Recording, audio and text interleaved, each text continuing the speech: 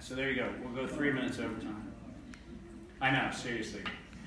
Would I ever respect the illusion of time a little? Since 1604, the map that the dark side uses is this map. The map they use is this map. And the reason why I have the logos behind it is the British East India Company logo. That's why I have the image behind it. Not surprisingly, they used 3 crosses. You know why they did that? Metaphorically, they were actually bastardizing the religious symbology of crosses, put them into the Trinity, and actually put them upside down. That's the British East India Company.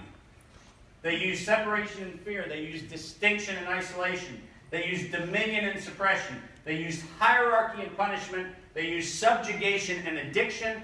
And they used obsolescence and enslavement. Those were the tools that were used to hijack humanity. And they have been used flawlessly for the last 430 years, without any interruption from the inconvenience of us. And for those of you who want to believe that 1776 is a deviation from this, I would like to submit to you in my film American Revolution, we didn't gain any independence.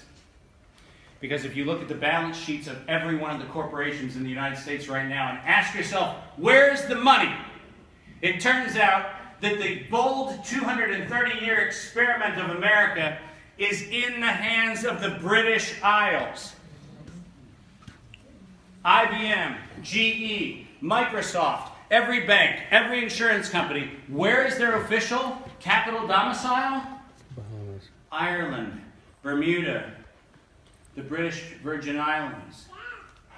You mean, Dave, we fought a war and we spent 700 or 230 years telling ourselves that we were independent, only to actually take the entire wealth of the nation and repatriate it back to the British Isles, where they actually have control of all of the assets that we say are American? And the answer to that is yeah. So if you think the answer lies in 1776, unfortunately we got that one wrong too. Because you didn't read the Treaty of Ghent. Oh. Yeah, another thing they never taught you in school, did they? Yeah, the Treaty of Ghent, which makes perfect sense. Why would we actually negotiate the final peace with Britain in Belgium? And I'll leave you with one of those giant hanging stinking cheese questions. Which is, what does the Berenberg Bank have to do with all of this? The oldest bank charter in the world. And the bummer is, I'm not going to answer that question for you. Because it's time that all of us start asking the right questions. Because if we're going to learn something from COVID, we have to learn that we didn't learn anything. But that's the first learning. And with that, thank you for your time.